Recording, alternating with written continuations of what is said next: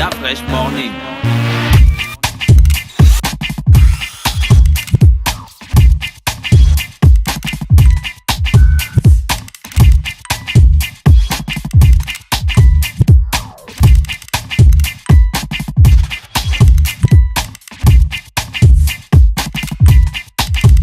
UrbanFM.fm UrbanFM.fm. Et ça se passe sur les 104.5 Urban FM. L'équipe de l'Institut français est avec nous ce matin. Bonjour Marine, comment tu vas? Bonjour Dafresh. Il y a la forme? En forme, toujours. Toujours, hein? Le programme de l'Institut français. Bon alors, moi je vais commencer là en parlant un petit peu des activités jeunesse de l'Institut, pour changer un peu cette fois. Ouais. Un petit rappel de nos activités qui sont régulières, mais parfois on oublie qu'elles sont dans l'agenda, alors voilà. Les auditeurs connaissent sûrement l'heure du conte. Ouais. C'est ce qu'on fait quasiment tous les samedis, en fait, un samedi sur deux, pour les enfants à la médiathèque. Le prochain heure du conte, c'est le samedi 28 janvier. À 10h30. C'est pour les enfants, vraiment, on va dire jusqu'à 10 ans à peu près. Et là, cette semaine, on accueille une comédienne gabonaise qui s'appelle Christiane Libina, qui est une dame peut-être que vous connaissez, elle est metteur en scène, elle travaille beaucoup dans le milieu du théâtre ici. Et cette dame va nous interpréter plutôt un conte qui s'appelle Le Coq Merveilleux. Le Coq Merveilleux. Voilà. Ah, ça... C'est le coq. Est-ce que le coq, c'est vraiment le symbole de la France? Oui. Ou bien c'est juste une marque, le coq sportif? Non, on le trouve partout, je pense même sur certains insignes. Pourquoi? Enfin, il y a des équipes quand même. Nous, on a les panthères. Regarde, enfin, tu vois une panthère, tu vois. Et puis là, en Coupe du Monde, on a le coq. Je peux même pas te répondre. Bah on a choisi le coq, c'est vraiment l'équipe bizarre. L'équipe de France ne s'appelle pas les coqs de France, bon, ils s'appellent les bleus. Les bleus. C'est les bleus. Ils sont tout bleus. Bon, c'est pas, ils n'ont pas le logo du truc, le coq. Si, ils ont un coq sur le maillot. Ils ont un coq sur le maillot, hein. Tu as vu? Un coq. Bon, en même temps, un coq, ça peut être agressif aussi. Notre conseiller sportif. C'est un peu leur symbole, c'est comme on a les panthères, sauf qu'ils ne l'utilisent pas très souvent, mais c'est leur animal de... Le micro? Ah, c'est leur animal de combat. Ouais. Ils ont une pub, il y a une pub là pour le poulet. Mais en France, les combats de coqs, c'est interdit, hein. Il y a une pub là pour il y a une pub pour le poulet, je sais pas si tu l'as déjà vu, où les coqs chantent pa. Non mais tu es sérieux. En fait, je venais juste de penser à ça. Mais bon, le coq merveilleux, voilà, ça sera raconté à l'Institut français par Madame Limina. Madame Limina, ouais. Limina, voilà. Ouais. Et donc c'est ce samedi 10h30 à la médiathèque. Voilà. Et pour les gens qui veulent venir le voir, gratuit pour les enfants, il faut être adhérent. Il faut être adhérent pour que ça soit gratuit. Autrement, l'entrée c'est payant, c'est 2000 francs. D'accord. Voilà. Il y a des cinémas aussi cette semaine? Oui, alors il y a pas mal de cinémas, mais là aujourd'hui je veux parler d'un film en particulier. Oui. C'est le film qui passe mercredi, c'est un film pour les enfants qui s'appelle Ma vie de courgette. On l'aura passé que 2 fois, donc il faut pas le rater, là c'est la dernière séance. Et Ma vie de courgette, c'est un petit film d'animation qui parle d'un enfant qui a pas de parents et qui se retrouve en orphelinat et à qui il arrive plein d'aventures et en fait il grandit comme ça au milieu de sa communauté d'autres enfants. Donc c'est un très bon film qui a eu des prix d'ailleurs dans des festivals, voilà. Et là, exceptionnellement, ce film sera suivi d'une discussion philosophique pour les petits avec le professeur de philo du lycée Blaise Pascal. Ah d'accord, donc, en fait, la philo pour les plus jeunes là. Ouais, le philo-fable. Ouais, voilà. Là, d'accord. On articule philo-fable avec ce film pour les enfants. Comme ça. Voilà, on peut regarder le trailer si tu veux. Allez, c'est parti. Si tu nous donnes l'autorisation, bien sûr. Mais bien sûr, d'accord, on va regarder le trailer dans... De Ma vie de courgette. Bonjour. Tu viens t'asseoir ici? On va juste te poser 2-3 petites questions. Ma maman m'a dit que je devais jamais parler aux inconnus. Bon, ça te plairait de jouer dans un film? Ah ouais, comme Shrek. Ouais, moi je sais pas péter, je sais que rater. Ah. Tu fais ça bien, dis donc, hein? Bah, tout le monde se fout de ma gueule à l'école, alors... sauf Salah, mais Salah, il rigole toujours pour tout. Toi, par exemple, si on te demandait de jouer à un enfant qui a plus de parents? Ben, depuis que mes parents ils sont divorcés, bah, ils s'aiment plus, puis ils ont des problèmes comme ça, et puis... je sais pas. Des fois, je suis un petit peu triste à l'intérieur. Je peux vous poser une question, monsieur? Ouais, vas-y. C'est vous qui avez choisi le nom de courgette? Ah non, c'est pas moi, ça c'est dans le livre. C'est sa maman dans le livre, elle appelle son garçon Courgette. Tu vois, ça te plaît pas, Courgette? Courgette, c'est un peu pourri, Courgette. Ça fait fille. Ah. C'est moi qui ai pris dans le film, je peux changer de nom?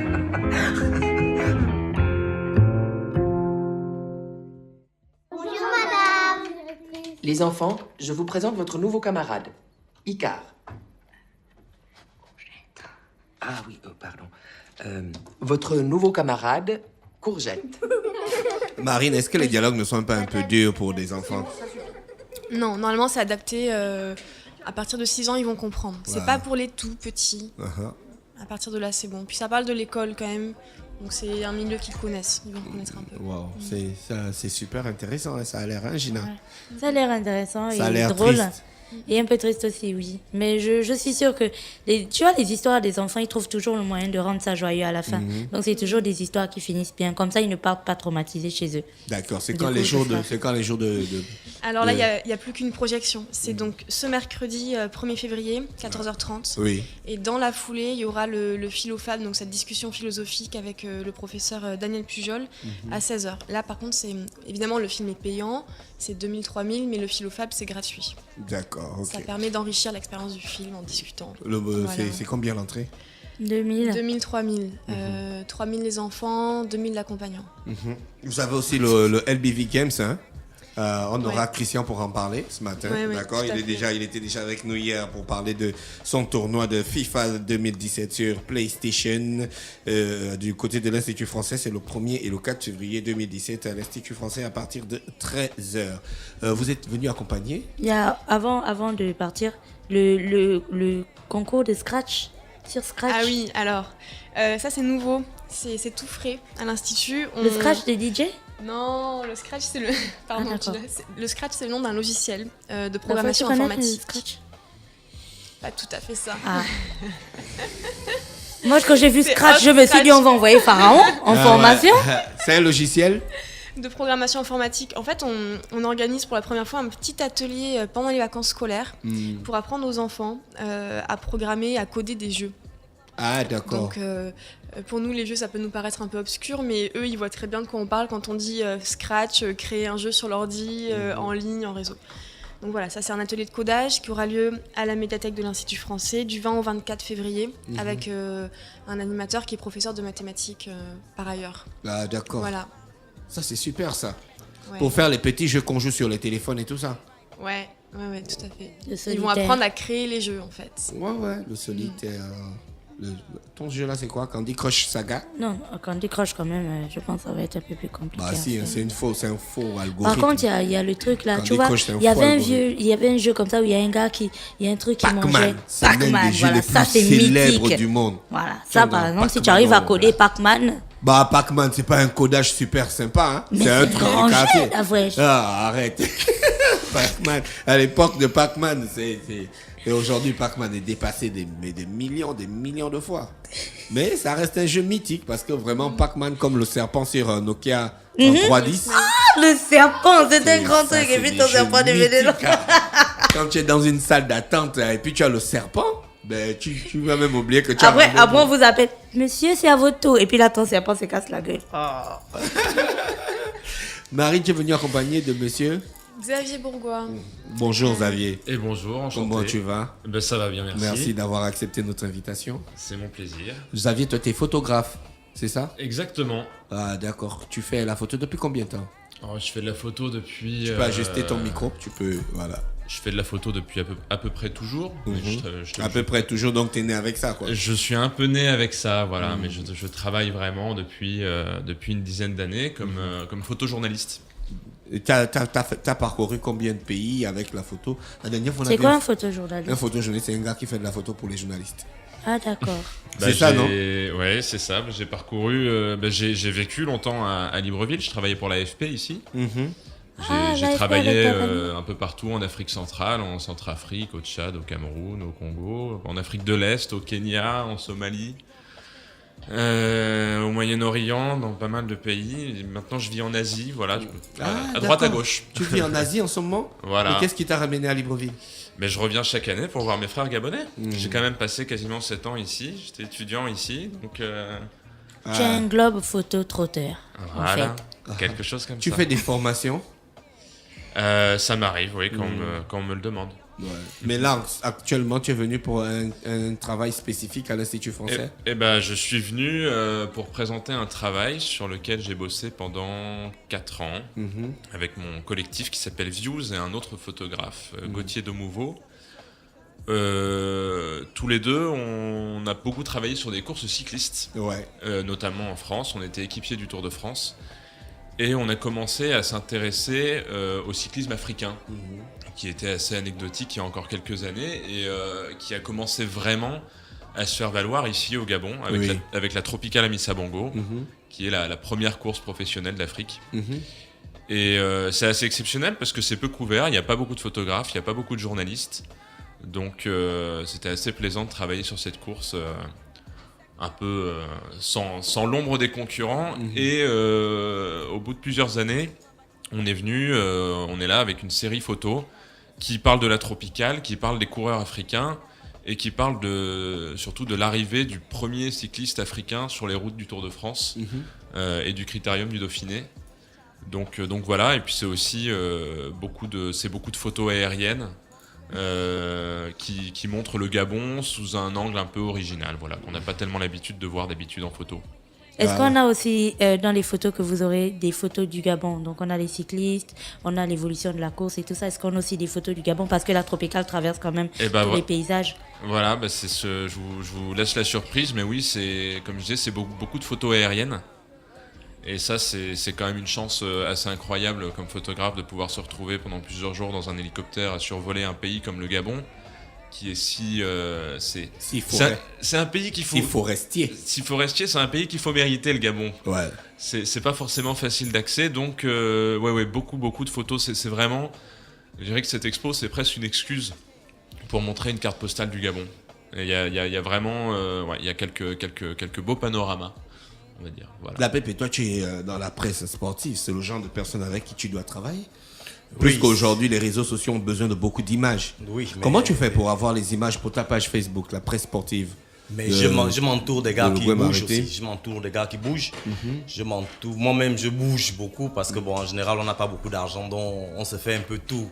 Et puis, on essaye de simplifier souvent. Lorsqu'on a la possibilité de faire des vrais reportages avec pause de voix, on le fait. Lorsqu'on a l'habitude de faire des photos simples avec des téléphones, on le fait. Parce que pour nous, le plus important, c'est de donner l'information. Si on peut donner l'information de manière rapide, et qu'il faut juste une photo, après on met sur la page et on le fait. Maintenant, on a envie d'être vraiment de plus en plus crédible parce qu'on sait qu'aujourd'hui, il y a beaucoup de choses qui se disent sur les pages Facebook, c'est jamais sûr, l'information. Donc, nous, on essaye, avant de donner une information, de nous entourer quand même, de vérifier tout ce qu'il y a autour de cette information et de vérifier et de voir même souvent un peu plus dans les conséquences, quoi, parce qu'on est quand même un petit pays. On parle, on ne doit pas se permettre de dire n'importe quoi. On ne doit pas se permettre de dire n'importe quoi. Et puis, Facebook, ça va très vite. Lorsque c'est dit, c'est dit. Celui qui a lu ça aujourd'hui ne va pas forcément lire ça demain. Lorsque vous aurez publié quelque chose de nouveau. Donc il faut vraiment faire attention à ce qu'on dit. Il faut vraiment faire attention aux photos qu'on publie parce que souvent la photo parle même plus que comment on appelle ça, les mots.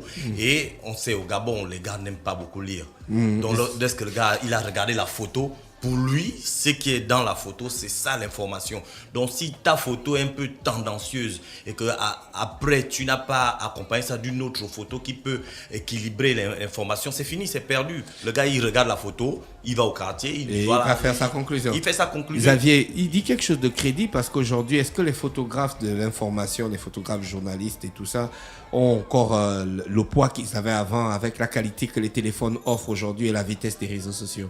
Moi, ça c'est une question qui s'est posée quand vraiment les appareils photo sur téléphone se sont développés, etc. C'est une question qui s'est posée. Il y a beaucoup de gens qui ont déjà à l'époque pleuré la mort du photojournalisme, etc. Moi, je pense que le photojournalisme, c'est une discipline qui existe toujours, qui est pas prête de mourir parce que c'est pas le tout d'avoir un téléphone. Le photojournalisme, c'est raconter une histoire en photo. C'est une vraie démarche, c'est une démarche intellectuelle. C'est pas simplement se contenter de faire une photo dans la rue sur le vif ou faire du hard news ou des choses comme ça. Donc voilà, après oui, évidemment c'est de plus en plus dur pour les photojournalistes, c'est de plus en plus compliqué de vivre de ça. Mais ça pousse aussi du coup à plus d'exigences, ça pousse à renouveler le genre, à travailler différemment. Donc non, c'est pas mort, faut pas m'enterrer tout de suite. Non, on t'enterre pas, on te demande si c'est encore des beaux jours devant soi.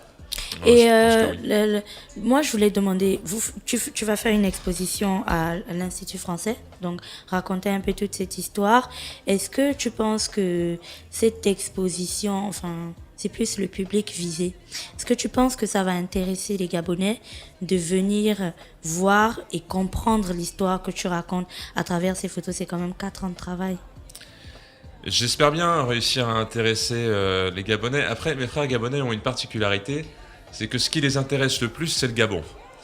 Donc autant c'est compliqué je trouve au Gabon de présenter une histoire sur des pays étrangers au Gabon. J'ai remarqué que ça n'intéressait pas forcément le public. Là, c'est vraiment une expo qui est sur le Gabon. Et au-delà, puisque c'est sur le Gabon, c'est sur l'Afrique, c'est sur le sport. Donc il y a quand même plusieurs aspects comme ça qui sont traités. Et oui, j'espère bien que mes frères gabonais seront là et que le public sera large et varié. C'est quand l'expo ? Donc on accroche aujourd'hui. Ça ouvre aujourd'hui. Voilà, on accroche aujourd'hui et puis on fait un vernissage le 2. Le 2. Donc en fait, l'expo elle est visible à l'Institut français dans le hall, dans les espaces publics, à partir d'aujourd'hui jusqu'au 12 février. Les photos sont en place. Évidemment, c'est en accès libre, n'importe qui peut entrer, faire un tour, se balader, regarder. C'est vraiment, on rentre comme on veut dans cette exposition. Et après, nous, pour marquer le coup, on organise avec Xavier, avec l'Institut français, une rencontre, un petit vernissage en fait un soir. Donc le 2, c'est jeudi prochain. À 19h, Xavier vient nous parler des photos. Il vient accompagné de quelqu'un qui représentera la course La Tropicale. Et là, on offre un petit verre, une petite collation pour célébrer l'ouverture de cette expo. D'accord. Voilà. Merci Marine, merci Xavier. Je crois qu'on a fait le tour. Il faut que les Gabonais se déplacent pour l'Institut français pour venir admirer ton expo. Sera disponible à partir d'aujourd'hui, c'est ça ? Aujourd'hui. D'accord. Oui. On souhaite donc une très bonne journée à l'équipe de l'Institut français qui est avec nous ce matin sur les 104.5 Urban FM, la station urbaine. Marine, tu voulais ajouter quelque chose ? D'accord. Merci à tous les auditeurs des 104.5 Urban FM, la station urbaine. On se retrouve juste derrière. Stop Fresh Morning.